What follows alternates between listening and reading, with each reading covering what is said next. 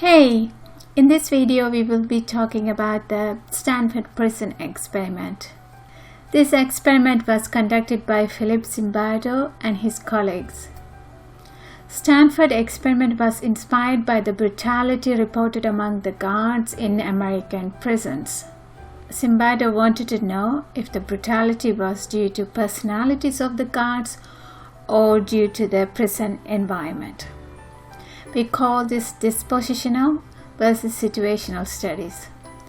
So, what's the experiment setup? Zimbardo set up a fake prison in the basement of Stanford University, and he selected 24 undergrad students to play the prisoners and guards. None of the selected test subjects had any criminal background and lacked any psychological issues. Of the 24 test subjects were 2 reserves and 1 person dropped out. So Zimbardo ended up with 10 prisoners and 11 prison guards. And Zimbardo played the prison guard too. So now that we have this setup, let's have a look at the actual experiment. The prisoners were arrested at their homes and processed like any other criminal.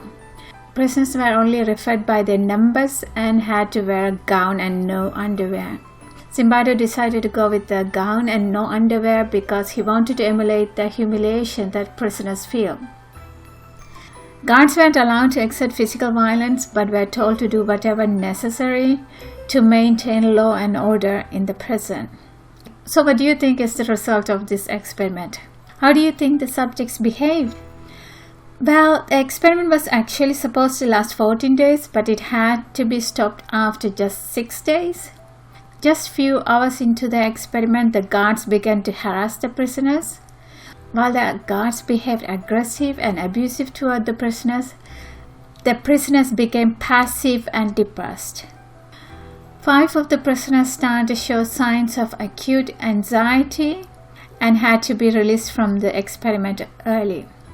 Even Zimbardo playing the guard supposedly lost the sight of the task. The experiment came to halt thanks to the grad student Christina Mashla. So what do you think is the conclusion of the Stanford prison experiment? Were the participants' behavior situational or dispositional? According to Zimbardo and his colleagues, this experiment shows the power a situation can play in human behavior. According to others, this experiment also showed how easy it is for regular people to turn into ruthless oppressors when they are given too much power. As you probably already guessed, Stanford prison experiment certainly isn't ethical.